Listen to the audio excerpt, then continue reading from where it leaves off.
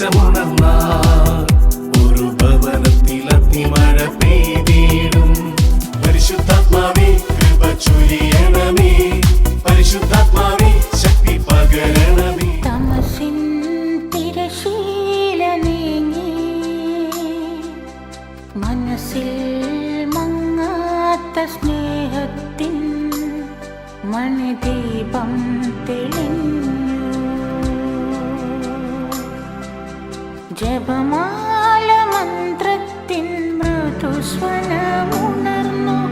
അകതാരിൽ ശാന്തി തൻ പൂമഴയായി. തമസിൻ തിരശീല നീങ്ങി മനസ്സിൽ മങ്ങാത്ത സ്നേഹത്തിൻ മണിദീപം തെളിഞ്ഞു.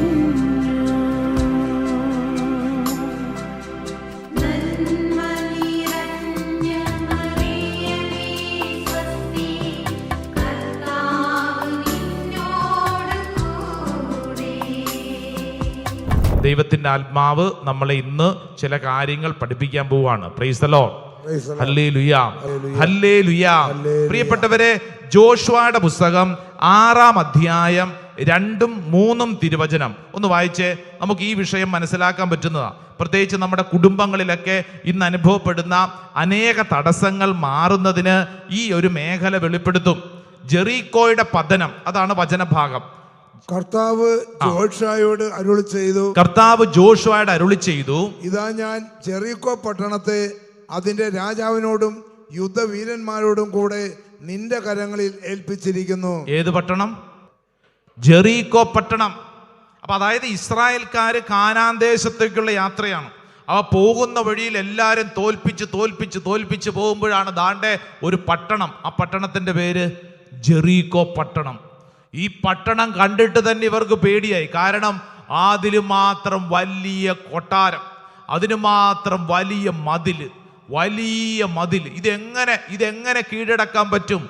അപ്പോ വചനം പറയാണ്, ദേ നിനക്കിത് നൽകും. എന്നിട്ട് അടുത്ത വചനം വായിച്ചേ.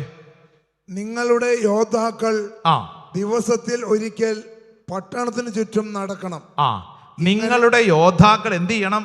പട്ടണത്തിന് ചുറ്റും നടന്ന് യുദ്ധം ചെയ്യണമെന്നാണോ? ആണോ? അല്ല, ചുറ്റും നടക്കണം.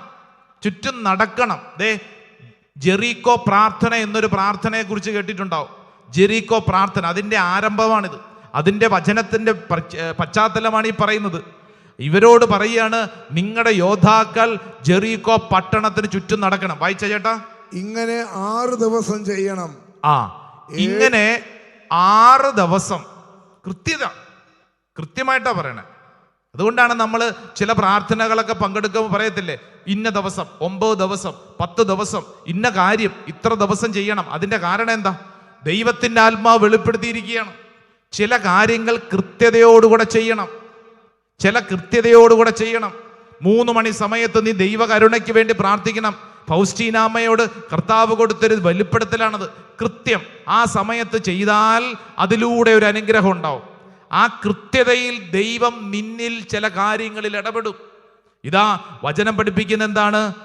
നിങ്ങളുടെ യോദ്ധാക്കൾ ദിവസത്തിൽ ഒരിക്കൽ പട്ടണത്തിന് ചുറ്റും നടക്കണം. അങ്ങനെ 6 ദിവസം ചെയ്യണം. 6 ദിവസം ചെയ്യണം. അടുത്ത വചനം വായിച്ചേ. 7 പുരോഹിതന്മാർ ആട്ടിൻ കൊമ്പ് കൊണ്ടുള്ള 7 കാകളവും പിടിച്ച് വാഗ്ദാന പേടകത്തിന്റെ മുമ്പിലൂടെ നടക്കണം.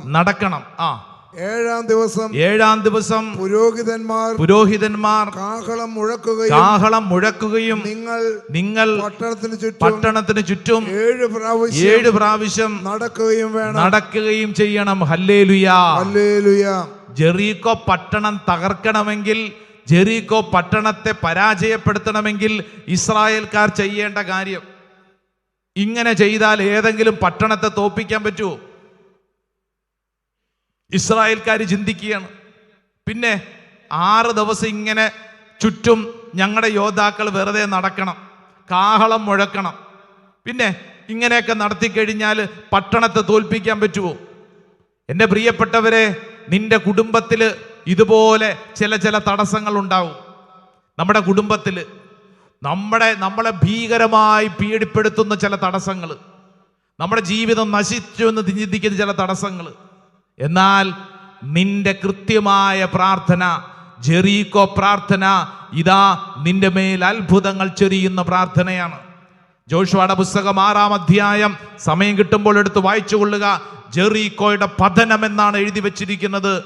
ദൈവം പറഞ്ഞ കാര്യങ്ങൾ, ചെറിയ കാര്യങ്ങൾ, നിസാരപ്പെട്ട കാര്യങ്ങൾ അനുസരിച്ച് കഴിഞ്ഞപ്പോൾ ആ കുടുംബത്തിൽ വലിയ അനുഭവം, ഇസ്രായേൽ ജനതയിൽ വലിയ അനുഭവം. ഇത് ഇപ്പോൾ ശുശ്രൂഷയിൽ പങ്കെടുത്തുകൊണ്ടിരിക്കുന്ന നമുക്കും ബാധകമാണ്. വലതുകരം ഉയർത്തിപ്പിടിച്ചേ, ഇടതുകരം നെഞ്ചോട് ചേർത്തെ. നീ ഒന്ന് ചിന്തിച്ചേ, നിന്റെ വീട്ടിൽ എന്ത് തടസ്സമാണ് നീ അനുഭവിക്കുന്നത്? നിന്റെ കുടുംബത്തിൽ എന്ത് തടസ്സമാണ് ഇപ്പോൾ അനുഭവിക്കുന്നത്? ഒരുപക്ഷെ നിന്റെ ബുദ്ധി പറയും, ഓ ഇതൊന്നും നന്നാവാൻ പോകുന്നില്ല, ഇതൊന്നും ശരിയാകാൻ പോകുന്നില്ല, അതിന് മാത്രം ഭീകരമാണ് പ്രശ്നം, അതിന് മാത്രം ഭീകരമാണ് ഇപ്പോഴത്തെ അവസ്ഥ. സാമ്പത്തികമായ വലിയ ദുരിതമായിരിക്കാം, കുടുംബത്തിലെ മക്കളെ ഓർത്തുള്ള വലിയ ഭാരമായിരിക്കാം, ജീവിത പങ്കാളിയുമായിട്ടുള്ള ഏതെങ്കിലും പ്രശ്നമായിരിക്കാം. ഇതിന് രക്ഷപ്പെടിയാല, ഇത് തകർന്നുവെന്ന് ചിന്തിക്കുന്നെങ്കിൽ ഇതാ ഈശോ നിന്നോട് ഈ വചന ശുശ്രൂഷ സമയത്ത് പഠിപ്പിക്കുന്നു. എൻ്റെ സഹോദര സഹോദരി, വിശ്വസ്തയോടുകൂടെയുള്ള പ്രാർത്ഥന, സ്നേഹത്തോടുകൂടെയുള്ള പ്രാർത്ഥന, ചെറിയ ചെറിയ കാര്യങ്ങളിലെ വിശ്വസ്തത നിന്റെ കുടുംബത്തിൽ അത്ഭുതങ്ങൾ വിവരിക്കും, നിന്റെ കുടുംബത്തിൽ അത്ഭുതങ്ങൾ ഉളവാക്കും. വലതുകരമുയർത്തി ഇങ്ങനെ ഒന്ന് ചേർന്ന് പ്രാർത്ഥിച്ച്, പിതാവായ ദൈവമേ, പിതാവായ ദൈവമേ, പുത്രനായ യേശുവേ, പുത്രനായ യേശുവേ, പരിശുദ്ധാത്മാവേ, പരിശുദ്ധാത്മാവേ, പരിശുദ്ധാത്മാവേ, പരിശുദ്ധാത്മാവേ, ചെറിയ കാര്യങ്ങളിൽ വിശ്വസ്തതയോടെ സ്നേഹത്തോടെ പ്രവർത്തിക്കുവാൻ ശക്തി നൽകണമേ, കൃപ നൽകണമേ. ഹല്ലേലൂയാ, ഹല്ലേലൂയാ, ഹല്ലേലൂയാ. കരങ്ങൾ താഴ്ത്തിക്കേ. ചെറിയ കാര്യങ്ങൾ. ജെറീക്കോ പട്ടണം തകർക്കണമെങ്കിൽ ഇസ്രായേൽക്കാരുടെ ദൈവം പറഞ്ഞു കൊടുത്ത കാര്യം, നിസാരപ്പെട്ട കാര്യം. 6 ദിവസം ഇങ്ങനെ നടക്കുക, 7-ാം ദിവസം നീ കാണാൻ പോകുന്ന അത്ഭുതം. പ്രിയപ്പെട്ടവരെ, ചെറിയ കാര്യങ്ങളിലെ വിശ്വസ്തത വലിയ അത്ഭുതങ്ങൾക്കിടവരുത്തും. ചെറിയ കാര്യങ്ങളിലെ വിശ്വസ്തത. ജോഷുവയുടെ തന്നെ പുസ്തകം 3-ാം അധ്യായം അതിന്റെ 13-ാം തിരുവചനം വായിക്കാം. ഇതെന്താ രംഗമെന്നറിയോ? ജോഷുവ ഇസ്രായേൽ ജനതയുമായിട്ട് കാനാൻ ദേശത്തേക്കുള്ള യാത്ര മുന്നോട്ട് നീങ്ങുമ്പോൾ മുമ്പിൽ ഇതാ ജോർദാൻ നദി കര കവിഞ്ഞൊഴുകുക. ഇതെങ്ങനെ കടക്കും? കടക്കാൻ പറ്റുന്നില്ല. ജോർദാൻ നദിയുടെ കരയിൽ ഇങ്ങനെ നിൽക്കുക. അങ്ങനെ നിൽക്കുമ്പോൾ ദൈവത്തിന്റെ ആത്മാവ് ഒരു സന്ദേശം കൊടുത്തു. അതൊന്ന് വായിച്ചേ. ജോഷുവയുടെ പുസ്തകം 3-ാം അധ്യായം 13-ാം തിരുവചനം വായിച്ചേ. ഭൂമി മുഴുവന്റെയും നാഥനായ കർത്താവിന്റെ പേടകം വഹിക്കുന്ന പുരോഹിതന്മാരുടെ ഉള്ളങ്കാൽ ജോർദാനിലെ ജലത്തെ സ്പർശിക്കുമ്പോൾ വെള്ളത്തിന്റെ ഒഴുക്ക് നിലയ്ക്കുകയും മുകളിൽ നിന്ന് വരുന്ന വെള്ളം ചിറ പോലെ കെട്ടി നിൽക്കുകയും ചെയ്യും. ഹല്ലേലൂയാ, ഹല്ലേലൂയ. ഇതാ ദൈവത്തിന്റെ ആത്മാവ് പഠിപ്പിച്ചു കൊടുത്തത് ജോഷുവയോട് പറഞ്ഞു, നീ ഇങ്ങനെ ചെയ്യണം. പുരോഹിതന്മാരുടെ ആ ജലത്തിലേക്ക് ഇറങ്ങുക, നദിയിലേക്ക് ഇറങ്ങുക. അവരാ നദിയിലേക്ക് ഇറങ്ങി. പ്രിയപ്പെട്ടവരെ, അവരോട് പറഞ്ഞു, നിങ്ങൾ ആ നദിയുടെ ഒത്ത നടുവിൽ അങ്ങോട്ട് നിന്നോളാൻ പറഞ്ഞു. ഇവരുടെ കാൽപാദം ആ നദിയിൽ അങ്ങ് മുട്ടിയപ്പോൾ ജലം ഇങ്ങനെ നിലച്ചു. ഇത് ആ വചനത്തിൽ സംഭവിച്ചു. ജോർദാൻ നദിയെ കീഴടക്കാൻ, അതിനെ മറുകരക്കെത്തിക്കാൻ ഇസ്രായേൽ ജനത്തോട് ദൈവം പറഞ്ഞു കൊടുത്ത വഴി നിസാരപ്പെട്ട കാര്യം. പക്ഷേ സംഗതി ഗൗരവമുള്ളതാ. കാര്യം നിസാരം, പ്രശ്നം ഗുരുതരം. കാര്യം നിസാരപ്പെട്ട കാര്യം. എന്നെ കേൾക്കുന്നവരെ, ഈ സമയത്തൊന്ന് ശ്രദ്ധിച്ചോണേ. നിന്റെ വീട്ടിൽ, അല്ലേ, നമ്മുടെ വീട്ടിൽ നിസാരപ്പെട്ട കാര്യങ്ങൾ സ്നേഹത്തോടു കൂടിയാണോ ചെയ്യുന്നത്? അതോ ചെയ്യാൻ വേണ്ടി ചെയ്യുവാണോ? നിസാരപ്പെട്ട കാര്യങ്ങളിൽ നീ എങ്ങനെയാണ് പ്രവർത്തിക്കുന്നത്? നിന്റെ ആത്മീയ കാര്യങ്ങളിൽ, അല്ലേ, നിന്റെ ആത്മീയ കാര്യങ്ങളിൽ. ഇപ്പൊ നിങ്ങൾ ഏതെങ്കിലും ഒരു ജീവിതത്തിലെ തടസ്സം ഒരു കൗൺസിലിങ്ങിന്റെ സമയത്തോ ഒരു വൈദികന്റെ മുമ്പിലോ ചെന്ന് പറയുമ്പോൾ അച്ഛൻ പറയാണ്, മോനെ നീ ദിവസം 4 കൊന്ത ചെല്ലണം, നിന്റെ പ്രശ്നം മാറും. അപ്പം നമ്മൾ എന്ത് ചിന്തിക്കും? പിന്നെ ഈ കൊന്ത ചൊല്ലി ആ പ്രശ്നം മാറുമോ? ഈ കൊന്ത ചൊല്ലി എന്നാ കിട്ടാനാ? എന്നാൽ ഈ ചെറിയ കാര്യം നീ അനുസരിച്ചാൽ നീ ചൊല്ലുന്ന ജപമണിയിലൂടെ കർത്താവിൻ്റെ കൃപയൊഴുകുന്നു. നിസാരപ്പെട്ട കാര്യം, പക്ഷേ അതിലൂടെ അത്ഭുതങ്ങൾ പ്രവർത്തിക്കപ്പെടും. നിസാരപ്പെട്ട കാര്യം. നിങ്ങളുടെ ജീവിതത്തിൽ ഒരുപക്ഷെ നിങ്ങളുടെ ആത്മീയ ശുശ്രൂഷകർ നിങ്ങളോട് പറഞ്ഞിട്ടുണ്ടാവും, ഏതെങ്കിലും ധ്യാനത്തിൽ പങ്കെടുത്തപ്പോൾ, ഏതെങ്കിലും ശുശ്രൂഷയുടെ ഭാഗമായപ്പോൾ നിങ്ങൾക്ക് ചില ദൈവിക ദർശനങ്ങൾ കിട്ടിയിട്ടുണ്ടാവും. വചനം വായിക്കാൻ, കൊന്ത ചൊല്ലാൻ, ചില പ്രാർത്ഥനാ ശൈലികളിൽ വളരാൻ. നമ്മൾ പിന്നീട് എന്ത് ചിന്തിച്ചു? പിന്നെ ഇതൊക്കെ ചെയ്തിട്ട് വേണ്ട ആത്മീയത വളരാൻ? പിന്നെ ഇതിലൊക്കെ എന്ത് കാര്യമിരിക്കുന്നു? ഈ പ്രാർത്ഥന ചൊല്ലിയിട്ട് വേണ്ട എൻ്റെ ജീവിതത്തിൽ കാര്യങ്ങൾ മുന്നോട്ട് നയിക്കാൻ? വേറെ പണിയൊന്നുമില്ലേ? ഇങ്ങനെയുള്ള പല ചിന്തകൾ വന്നപ്പോൾ നമ്മൾ എന്ത് ചെയ്തു? നമ്മളത് സൗകര്യപൂർവ്വം മറന്നു, അല്ലെങ്കിൽ വേണ്ടാന്ന് വെച്ചു. ഈ ശുശ്രൂഷ സമയത്ത് കർത്താവിൻ്റെ ആത്മാവ് ഇവിടെ ഈ ശുശ്രൂഷയിൽ പങ്കെടുക്കുന്ന അനേകരെ ഓർമ്മപ്പെടുത്തുന്ന കാര്യം, നിന്റെ ജീവിതത്തിൽ ആത്മീയ വളർച്ചയ്ക്ക് വേണ്ടി കിട്ടിയ നിസാരപ്പെട്ട കാര്യങ്ങളെ നീ അവഗണിച്ചിട്ടുണ്ടെങ്കിൽ അതിന് വലിയ വില കൊടുക്കേണ്ടി വരും. ഹല്ലേലൂയാ.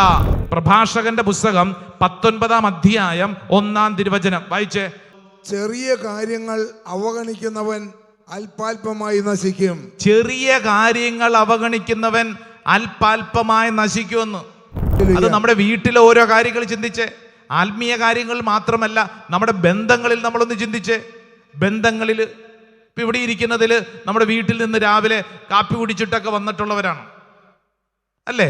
അല്ലെങ്കിൽ എവിടുന്നെങ്കിലും ഒരു ചായ കുടിച്ചിട്ടുണ്ടാവും. നിങ്ങൾ ചിന്തിച്ചേ, നിങ്ങൾ ചായ കുടിച്ചപ്പോൾ, നിങ്ങൾ കാപ്പി കുടിച്ചപ്പോൾ നിങ്ങളുടെ പെരുമാറ്റം എങ്ങനെയായിരുന്നു? നിങ്ങൾക്ക് ചായ തന്നയാള്, നിങ്ങൾക്ക് കാപ്പി തന്നയാള്, ആ ആള് കാപ്പി കുടിച്ചോ എന്ന് നമ്മൾ ചോദിച്ചോ? നമ്മൾ കാപ്പി കുടിച്ചു, നമുക്ക് ചായ തന്നയാള് ചായ കുടിച്ചോ, ഭക്ഷണം കഴിച്ചോ എന്ന് നമ്മൾ ചോദിച്ചോ? ആ കുടിച്ച ചായ, കഴിച്ച ഭക്ഷണം നല്ലതാണ് എന്നൊരു വാക്ക് പറഞ്ഞോ? അങ്ങനെ വാക്ക് പറഞ്ഞാൽ എന്താ ഗുണമെന്നറിയോ?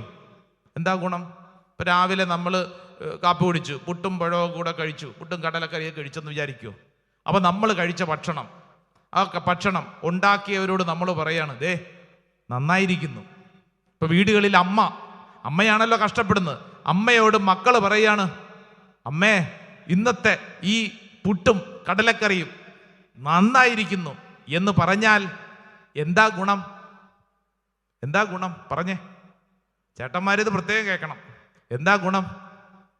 അങ്ങനെ പറഞ്ഞാൽ ദേ ഉച്ചയ്ക്ക് നീ ചെല്ലുമ്പോൾ നിനക്ക് രാവിലത്തേക്കാൾ മനോഹരമായ ഭക്ഷണം കിട്ടും.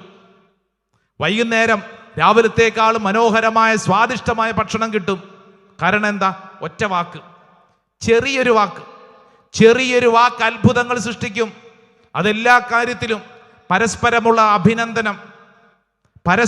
അഭിനന്ദനം, ചെറിയൊരു അഭിനന്ദനം, കൊള്ളാം, നന്നായിരിക്കുന്നു അല്ലേ എന്ന് നമ്മൾ പറയുന്നൊരു വാക്കുമതി അത്ഭുതങ്ങൾ സൃഷ്ടിക്കും. ഹല്ലേലൂയാ, ഹല്ലേലൂയാ, ഹല്ലേലൂയാ. ചെറിയൊരു വാക്ക് കുടുംബങ്ങളിലൊക്കെ ഉണ്ടാവുന്ന ഒട്ടുമുക്കാലും പ്രശ്നത്തിന്റെ നാരായ വേരെന്താണെന്നറിയോ? പരസ്പരം ശ്രദ്ധയുമില്ല, താല്പര്യവുമില്ല, സ്നേഹപ്രകടനങ്ങളുമില്ല. പരസ്പരം നിസാരപ്പെട്ട കാര്യം, പക്ഷേ ആ നിസാരപ്പെട്ട കാര്യത്തെ ഗൗരവമുള്ളതാക്കി നമ്മൾ പരിഗണിക്കണം. എന്നിട്ട് നമ്മുടെ ഭാഗത്ത് നിന്ന് ആ വിഷയത്തിൽ ചില തീരുമാനങ്ങൾ ഉണ്ടാവണം, അത്ഭുതങ്ങൾ ഉണ്ടാവും. പ്രൈസ് ദി ലോർഡ്, ഹല്ലേലൂയാ, ഹല്ലേലൂയാ. ചെറിയ കാര്യങ്ങൾ അവഗണിക്കുന്നവൻ അല്പാൽപമായി നശിക്കുമെന്ന് വചനം പഠിച്ചോണം. പ്രഭാഷകൻ 19:1 വചനം പഠിപ്പിക്കുക. ചെറിയ കാര്യങ്ങൾ അവഗണിക്കുന്നവൻ അല്പാൽപമായി നശിക്കും. നയാഗ്ര വെള്ളച്ചാട്ടം എന്ന് കേട്ടിട്ടുണ്ടോ? ഉണ്ടോ? നയാഗ്ര വെള്ളച്ചാട്ടത്തിന്റെ മുകളിലൂടെ നടന്ന് റെക്കോർഡ് സൃഷ്ടിച്ച ഒരാളാണ് ബ്ലോണ്ടിൻ എന്ന് പറയുന്ന ഒരു മനുഷ്യൻ. ബ്ലോണ്ടിൻ നയാഗ്ര വെള്ളച്ചാട്ടത്തിന്റെ മുകളിലൂടെ അതിൻ്റെ മുകളിലൂടെ നടന്ന് കയറ് കെട്ടി നടന്ന് ചരിത്രം സൃഷ്ടിച്ച ആളാണ് ബ്ലോണ്ടിൻ. ഇയാൾ എങ്ങനെയാ മരിച്ചെന്നറിയോ? വീടിന് മുൻവശത്ത് കിടന്ന കയറ്റുവായയിൽ കാല് തട്ടി മൂക്കിടിച്ചാണ് മരിച്ചത്. ആള് നയാഗ്ര വെള്ളച്ചാട്ടത്തിന്റെ മുകളിലൂടെ നടന്ന് അത്ഭുതം സൃഷ്ടിച്ച ആളാണ്. പക്ഷെ മരിച്ചത് എങ്ങനെയാ? വീട്ടുമുറ്റത്ത് കിടന്നിരുന്ന കയറ്റുവായിൽ കാല് തട്ടി മൂക്കിടിച്ച് വീണു. നിസ്സാരപ്പെട്ട കാര്യം, നീ വലിയ വലിയ കാര്യമൊന്നുമല്ലത്, നിസ്സാരപ്പെട്ട കാര്യങ്ങളെ അവഗണിക്കുന്നവൻ അല്പാൽപമായി നശിക്കപ്പെടുമെന്നല്ല, ജീവിതത്തിൽ അത് ചെന്ന് അവസാനിക്കുന്നത് വലിയ ദുരന്തത്തിലായിരിക്കും. Price the Lord. സ്വർഗ്ഗത്തിൽ പറഞ്ഞ ഹല്ലേലൂയ, ഹല്ലേലൂയ, ഹല്ലേലൂയ. ബാർക്കലി എന്ന് പറയുന്ന ഒരാളുണ്ട്. ബാർക്കലി, എന്താണ് പേര്? ബാർക്കലി. അദ്ദേഹത്തെ ഒരാളുടെ പേരാണ്, ഇംഗ്ലീഷുകാരാണ്. ബാർക്കലി. അദ്ദേഹം വന്യമൃഗങ്ങളെ കുറിച്ച് ഗവേഷണം നടത്തുന്ന ആളാണ്. നിസ്സാരപ്പെട്ട ആളല്ല, വന്യമൃഗങ്ങളെ കുറിച്ച് ഗവേഷണം നടത്തുന്ന ആളാണ്. ഇയാൾ മരിച്ചത് പൂച്ച ഇയാളെ മാന്തി, അത് പിന്നീട് വിഷമായി, അങ്ങനെ പിന്നീട് മരിക്കുമായിരുന്നു. ഇയാളുടെ ഗവേഷണം ഏതാണ്? വന്യമൃഗങ്ങളെ കുറിച്ചാണ് ഗവേഷണം. നിസ്സാരപ്പെട്ട കാര്യമല്ല, വന്യമൃഗങ്ങളെ കുറിച്ച് ഗവേഷണം നടത്തുന്ന ആളാണ്. അവസാനം പൂച്ച മാന്തിയാണ് മരിച്ചത്. നിങ്ങൾ ഒരുപക്ഷെ കേട്ടിട്ടുണ്ടാവും, സ്റ്റീവ് ഐർവിൻ എന്ന് പറയുന്ന ഒരാൾ. അദ്ദേഹത്തെ അറിയപ്പെടുന്ന ഈ ക്രോക്കഡൈൽ ഹണ്ടർ എന്നൊക്കെയാണ് പറയണം. ഈ ടെലിവിഷനിലൊക്കെ ഒത്തിരി ആനിമൽ പ്ലാനറ്റും തുടങ്ങിയിട്ടുള്ള ജിയോഗ്രാഫിക് ചാനലൊക്കെ വളരെ ഫേമസ് ആയിട്ടുള്ള ഒരാളാണ് സ്റ്റീവ് ഐർവിൻ എന്ന് പറയുന്നത്. സുവോളജിസ്റ്റ് ആണ്, TV പേഴ്സണാലിറ്റിയാണ്. അദ്ദേഹത്തെ നിങ്ങൾ ഒരുപക്ഷെ കണ്ടിട്ടുണ്ടാവുന്ന ഈ മുതലകളുടെ മുകളിലും കൂടെയൊക്കെ സഞ്ചരിക്കുക, മുതലേനെ കെട്ടിപ്പിടിച്ചുകൊണ്ട് നടക്കുന്നതും അങ്ങനെ തുടങ്ങിയിട്ടുള്ള പല പല പല പല പരിപാടികളൊക്കെ ചെയ്യുന്ന വലിയൊരു TV പേഴ്സണാലിറ്റിയാണ്. അദ്ദേഹം മരിച്ചുപോയി. അദ്ദേഹത്തിൻ്റെ മരണം എങ്ങനെയാന്ന് പറഞ്ഞു കഴിഞ്ഞാൽ, അദ്ദേഹത്തിൻ്റെ ഒരു തെരണ്ടിയുടെ വാല് ഹൃദയത്തിലടിച്ചാണ് അയാൾ മരിക്കുന്നത്. നിസ്സാരപ്പെട്ട കാര്യം. വലിയ മുതലയുടെ മുകളിലൊക്കെ ഇരുന്നുകൊണ്ട് അയാൾ യാത്ര ചെയ്യും വെള്ളത്തിൻ്റെ മുകളിൽ കൂടെ. മരണം സംഭവിച്ച് നിസ്സാരപ്പെട്ട കാര്യത്തിലൂടെയാണ്. ഞാനിതൊക്കെ പറഞ്ഞു വെക്കുന്നത് എന്താണെന്നറിയോ? നിസ്സാരപ്പെട്ട കാര്യങ്ങൾ അവഗണിച്ചാൽ നമ്മുടെ ജീവിതത്തിൽ അത് വലിയ ദുരന്തമായിട്ട് മാറും. ചെറിയ ചെറിയ കാര്യങ്ങൾ അവഗണിച്ചാൽ അത് നമുക്ക് വലിയ ഭാരമായിട്ട് മാറും. ഗലാത്യർക്ക് എഴുതിയ ലേഖനത്തിൽ 5-ാം അധ്യായം 19-ാം തിരുവചനം പൗലോസ് ശ്ലീഹ പറയാണ്, അല്പം പുളിപ്പ് മുഴുവൻ മാവിനെയും പുളിപ്പിക്കും. അല്പം പുളിപ്പ് മുഴുവൻ മാവിനെയും പുളിപ്പിക്കും. ചെറിയ കാര്യങ്ങളിലെ അവഗണന വലിയ ദുരന്തങ്ങൾക്കിടവരുത്തും. ഹല്ലേലൂയാ. സ്വർഗ്ഗത്തിൽ പറഞ്ഞ ഹല്ലേലൂയാ, ഹല്ലേലൂയാ. ഈ ശുശ്രൂഷയിൽ പങ്കെടുത്തുകൊണ്ടിരിക്കുന്ന ഓരോരുത്തരോടും കർത്താവിന്റെ വാക്ക് പറയുന്നത് എന്താണ്? നമ്മൾ നമ്മുടെ ജീവിതത്തിൽ ചെറിയ കാര്യങ്ങളിൽ സ്നേഹത്തോടെ പെരുമാറാനുള്ള തീരുമാനം, നിസാരപ്പെട്ട കാര്യങ്ങൾ വിശ്വസ്തയോടെ പെരുമാറാനുള്ള തീരുമാനം. അങ്ങനെ വിശ്വസ്തയോടെ പെരുമാറിയാൽ മത്തായിയുടെ സുവിശേഷം 25:21 പറഞ്ഞിരിക്കുന്ന അല്പകാര്യങ്ങളിൽ വിശ്വസ്തരായിരുന്നാൽ അനേക കാര്യങ്ങൾ നിന്നെ ഞാൻ ഭരമേൽപ്പിക്കും. അനേക കാര്യങ്ങൾ നിന്നെ ഞാൻ ഭരമേൽപ്പിക്കും. Praise the Lord. ഹല്ലേലൂയ, ഹല്ലേലൂയ.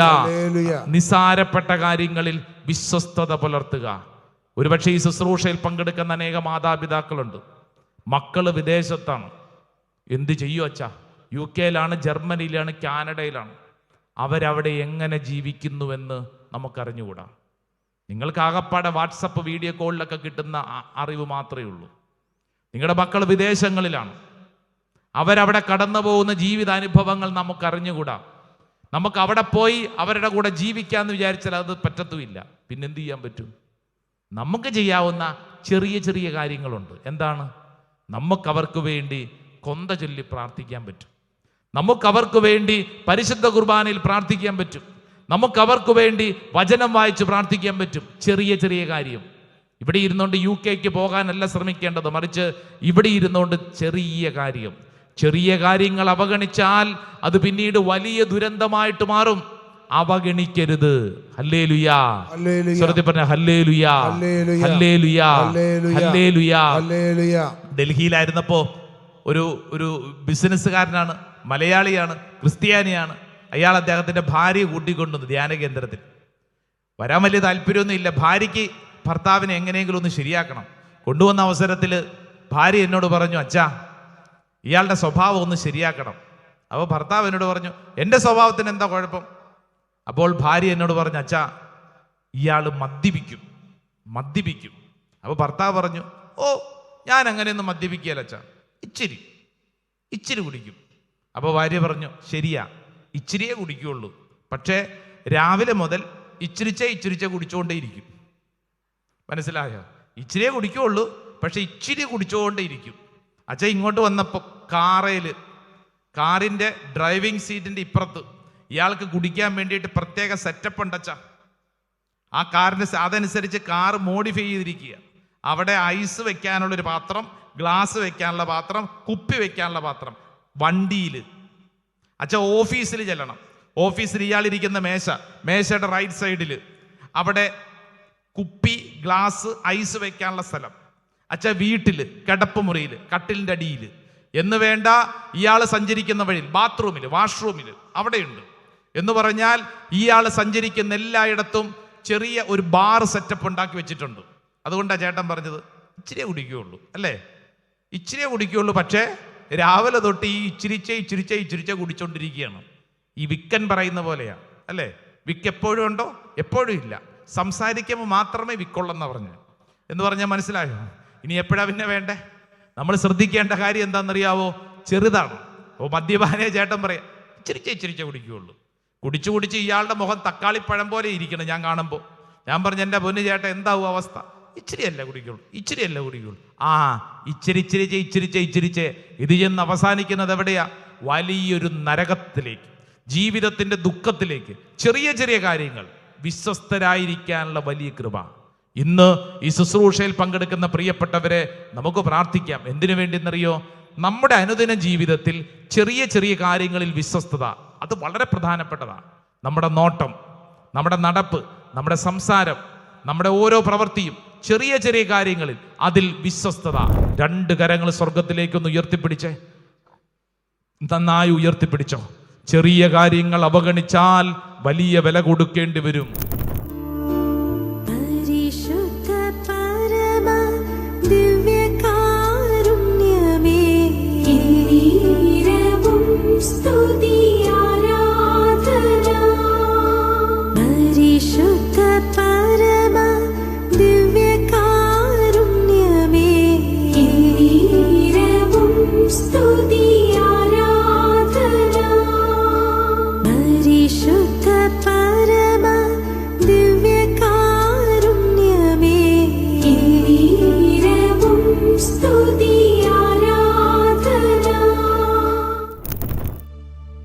നമ്മുടെ ജീവിതത്തിൽ നമ്മുടെ ഓരോ കുഞ്ഞു കാര്യങ്ങളിലും അല്പം കൂടെ ശ്രദ്ധിക്കാൻ ഈശോ നമ്മളെ പഠിപ്പിക്കുകയാണ്. നിന്റെ തലയ്ക്കകത്ത് ഇപ്പോഴുള്ള ചിന്തകൾ, ഈ ചിന്തകൾ നിനക്ക് അനുഗ്രഹത്തിൻ്റെ ചിന്തകളാണോ അതോ നിന്നെ നശിപ്പിക്കുന്ന ചിന്തകളാണോ? നിന്നെ നശിപ്പിക്കുന്ന ചിന്തകൾ തലയ്ക്കകത്ത് കൊണ്ടു നടക്കരുത്. ഓർക്കുന്തോറും ഭാരം. ഒരുപക്ഷെ നിന്നെക്കുറിച്ച് മറ്റുള്ളവർ പറഞ്ഞ കാര്യം നിന്നെ കൊള്ളില്ല, കഴിവില്ല, ഗുണമില്ല. മറ്റുള്ളവർ ഒരുപക്ഷെ നിന്നെ തള്ളിപ്പറഞ്ഞിട്ടുണ്ടാവും, നിന്നെ മാറ്റി നിർത്തിയിട്ടുണ്ടാവും. നിന്റെ തലയ്ക്കകത്ത് ഈ ചിന്തയാണോ കൊണ്ട് നടക്കുന്നത്? നിസാരപ്പെട്ട ചില വാക്കുകൾ മറ്റുള്ളവർ പറഞ്ഞത് നിന്നെ ഭരിക്കുന്നുണ്ടോ? ഈ സമയം ഈശോയുടെ മുമ്പിൽ സമർപ്പിക്കാം. യേശുവേ, എൻ്റെ ചിന്തയിലും വിചാരത്തിലും തീരുമാനങ്ങളിലും ഞാൻ കൊണ്ടു നടക്കുന്ന ഓരോ ചെറിയ കാര്യങ്ങളിൽ എനിക്ക് വന്ന വീഴ്ചകളോർത്ത് ഞാൻ മാപ്പ് ചോദിച്ച് പ്രാർത്ഥിക്കുന്നു.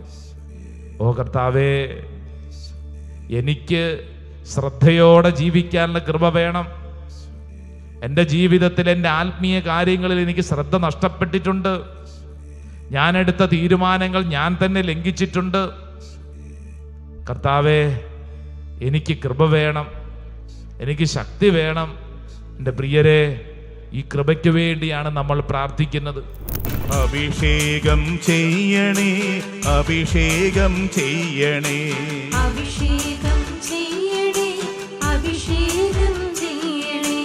അനന്തമായ സ്നേഹത്താൽ അഭിഷേകം ചെയ്യണേ, അനന്തമായ സ്നേഹത്താൽ അഭിഷേകം ചെയ്യണേ, അനന്തമായ സ്നേഹത്താൽ അഭിഷേകം ചെയ്യണേ, അനന്തമായ സ്നേഹത്താൽ അഭിഷേകം ചെയ്യണേ, അനന്തമായ ജ്ഞാനത്താൽ അഭിഷേകം ചെയ്യണേ, അനന്തമായ ജ്ഞാനത്താൽ അഭിഷേകം ചെയ്യണേ, അനന്തമായ ശക്തിയാൽ അഭിഷേകം ചെയ്യണേ, അനന്തമായ ശക്തിയാൽ അഭിഷേകം ചെയ്യണേ, അനന്തമായ ശക്തിയാൽ അഭിഷേകം ചെയ്യണേ. അനന്തമായ ശക്തിയാൽ അഭിഷേകം ചെയ്യണേ. കർത്താവിന്റെ ആത്മാവ് പ്രാർത്ഥിച്ചുകൊണ്ടിരിക്കുന്ന ഈ സമയം അനേകരുടെ മേൽ അത്ഭുതകരമായിട്ട് ഇടപെടുന്നു. നിസാരപ്പെട്ട കാര്യങ്ങളെ അവഗണിച്ചതിൻ്റെ പേരിൽ വലിയ ഭാരങ്ങൾ അനുഭവിക്കുന്നവരെ കർത്താവ് വിടുതൽ നൽകി അനുഗ്രഹിക്കുന്നു. കഴിഞ്ഞ നാളുകളിൽ ഒരു തെറ്റായ തീരുമാനം എടുത്തതിൻ്റെ പേരിൽ ഇന്ന് ഭാരപ്പെട്ട് പ്രാർത്ഥിക്കുന്നൊരു കുടുംബം, ആ കുടുംബത്തിൽ കർത്താവിൻ്റെ ശക്തി വെളിപ്പെടുന്നു. വിശ്വസിച്ച് പ്രാർത്ഥിക്കട്ടെ. കർത്താവിന് നന്ദി പറഞ്ഞ് പ്രാർത്ഥിച്ചോ. നിന്റെ തെറ്റായ തീരുമാനങ്ങളെ കർത്താവ് വിശുദ്ധീകരിക്കുന്നു. ആ തീരുമാനങ്ങളെ കർത്താവ് ഇപ്പോൾ ഭാരപ്പെടേണ്ട, ആ വിഷയങ്ങളിൽ കർത്താവ് ഇടപെട്ട് അനുഗ്രഹിക്കുന്നു. ഒരു സ്ഥലം വാങ്ങിയതിനോട് ബന്ധപ്പെട്ട് നിസാരപ്പെട്ട കാര്യങ്ങളിൽ ശ്രദ്ധ കൊടുത്തില്ല, അത് പിന്നീട് വലിയ ഭാരമായി. ഒരു സർട്ടിഫിക്കറ്റിനോട് ബന്ധപ്പെട്ട കാര്യമാണ് പറയുന്നത്. ഒരു കുടുംബം വല്ലാണ്ട് വിഷമിക്കുന്നു. ഇന്ന് ആ വിഷമിക്കുന്ന ഭാരം നിന്റെ ജീവിതത്തിൽ ഇതാ കർത്താവ് എടുത്തു മാറ്റുകയാണ്. ഒരു പുതിയ കൃപ നിന്റെ കുടുംബത്തിലേക്ക് ചൊരിയുകയാണ്. നിനക്ക് ഇന്നല്ലെങ്കിൽ നാളെ ദൈവജനത്തിൻ്റെ മുമ്പിൽ സാക്ഷ്യം പറയാൻ പറ്റുന്നവണ്ണം കർത്താവ് ആ വിഷയത്തിൽ ഇടപെടും. കർത്താവ് ആ വിഷയത്തിൽ ഇടപെടും. നീ വിശ്വസിച്ചോളൂ, നീ ഏറ്റെടുത്ത് പ്രാർത്ഥിച്ചോ. ഒരു വിവാഹ ആലോചനയോട് ബന്ധപ്പെട്ട് വലിയൊരു ഭാരത്തിൽ കഴിയുന്ന കുടുംബത്തിൽ കർത്താവ് ഇടപെടുന്നു. കർത്താവ് ഇടപെടുന്നു. ദൈവ സാന്നിധ്യം നിന്റെ കുടുംബത്തിലുണ്ട്. ഈശോ നിന്നിൽ ഇടപെടുന്നു. ഓൺലൈൻ ശുശ്രൂഷയിൽ പങ്കെടുക്കുന്ന അനേകരെ കർത്താവ് അനുഗ്രഹിക്കുന്നു. മകളെ ഓർത്തുകൊണ്ട് കരയുന്ന അമ്മയുടെ ജീവിതത്തിൽ കർത്താവ് കണ്ണുനീര് കാണുന്നു. മകളുടെ തെറ്റായ ജീവിതം, വഴിവിട്ട ജീവിതത്തെ ഓർത്ത് അമ്മയ്ക്ക് വല്ലാത്ത വിഷമമുണ്ട്. ഓൺലൈൻ ശുശ്രൂഷയിൽ പങ്കെടുക്കുന്ന അമ്മയുടെ കണ്ണുനീര് കർത്താവ് കാണുന്നു. ആ മകളിൽ ദൈവം ഇടപെടും. മകളെ കർത്താവ് തിരിച്ചു കൊണ്ടുവരും. നീ അത് വിശ്വസിച്ച് പ്രാർത്ഥിക്കും. വിശ്വസിച്ച് പ്രാർത്ഥിച്ച് ഏറ്റെടുത്തോളൂ. അത് നിന്നിൽ സംഭവിക്കട്ടെ. ഏറ്റെടുത്തോളൂ, അത് നിന്നിൽ സംഭവിക്കട്ടെ. തലയ്ക്ക് വലിയ ഭാരത്തോടെ കുറച്ച് ദിവസങ്ങളായി ഉറങ്ങാൻ പറ്റുന്നില്ല. തലയ്ക്ക് ഭയങ്കര വിങ്ങല്, അസ്വസ്ഥത. കർത്താവ് അപ്രകാരം ശാരീരിക രോഗപീഠയുള്ള അനേകരെ തൊട്ട് സുഖപ്പെടുത്തുന്നു. ഒന്നും രണ്ടും പേരല്ല, അനേകരെ കർത്താവ് തൊടുന്നു. നിന്റെ മേൽ കർത്താവിന്റെ ശക്തി വെളിപ്പെടുന്നു. നിന്റെ മേൽ കർത്താവിന്റെ ശക്തി വെളിപ്പെടുന്നു. സഹോദര സഹോദരി, ഈശോ നിന്നിലുണ്ട്. ഈശോ നിന്നിൽ ഇടപെടുന്നു. നിസാരപ്പെട്ട കാര്യങ്ങളെ അവഗണിക്കാനുള്ള പ്രലോഭനം നമ്മുടെ ഉള്ളിലുണ്ട്. എന്നാൽ കർത്താവ് പറയുന്നു, ഈ കാര്യങ്ങളിൽ ഒരു ശ്രദ്ധ വേണം. മൊബൈൽ ഫോൺ അഡിക്ഷൻ, കർത്താവ് പറയുന്നു നിയന്ത്രണം വേണം. നിയന്ത്രണം വേണം. ഇല്ലെങ്കിൽ സാവകാശം നമ്മുടെ ജീവിതത്തെ നശിപ്പിക്കും. ദൈവം നമ്മുടെ മേൽ ഇതാ ഇടപെടുന്നു. ഈ ആരാധന സമയം ഇടപെടുന്നു. പ്രത്യേകിച്ച് ഈ സമയത്ത് പ്രാർത്ഥിക്കുമ്പോൾ അനേക മാതാപിതാക്കൾ ഭാരപ്പെട്ട് പ്രാർത്ഥിക്കുന്നുണ്ടല്ലോ. മാതാപിതാക്കളെ, ഈശോട് പറ, എന്താ നിന്റെ ഭാരം? ഒരുപക്ഷെ മക്കളുടെ ജീവിതത്തെ അല്ലേ ഓർത്ത് ഭാരം. മക്കൾക്ക് കാര്യഗൗരവമില്ല, ഉത്തരവാദിത്തമില്ല, പറഞ്ഞാൽ കേൾക്കുന്നില്ല, അലസമായ ജീവിതം, തെറ്റായ കൂട്ടുകെട്ട്, ലക്ഷ്യബോധമില്ലെന്നൊക്കെ മാതാപിതാക്കളുടെ ഉള്ളിലുണ്ടാകും. നിന്റെ പ്രാർത്ഥന നിന്റെ മക്കളിൽ അത്ഭുതങ്ങൾ ഉളവാക്കും. വിശ്വസിക്കാം. തമ്പുരാന്റെ മുമ്പിൽ മുട്ടുകുത്താം. മുട്ടുകുത്തിക്ക് കരങ്ങൾ കൂപ്പി പ്രാർത്ഥിക്കാം. ഈശോയെ, ഈ ആശീർവാദം ഞാൻ സ്വീകരിക്കുമ്പോൾ ഞാൻ വിശ്വസിക്കുന്നു. കർത്താവെ, ചെറിയ കാര്യങ്ങളിൽ ഞാൻ അല്പം കൂടെ ശ്രദ്ധിക്കും. ചെറിയ കാര്യങ്ങളാണ്, പക്ഷെ ഞാൻ അല്പം കൂടെ ശ്രദ്ധിക്കും. കാരണം അതെൻ്റെ ജീവിതത്തിൻ്റെ അനുഗ്രഹത്തിൻ്റെ കാരണമാണ്. വിശ്വസിച്ച് നമുക്ക് ആശീർവാദം സ്വീകരിക്കാം. ബാവായ്ക്കും പുത്രനും പരിശുദ്ധ റൂഹായ്ക്കും സ്തുതിയായിരിക്കട്ടെ, എപ്പോഴും സ്തുതിയായിരിക്കട്ടെ.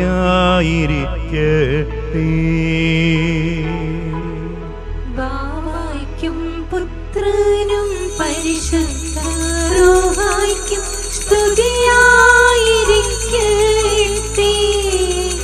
എപ്പോഴും സ്തുതിയായിരിക്കട്ടെ.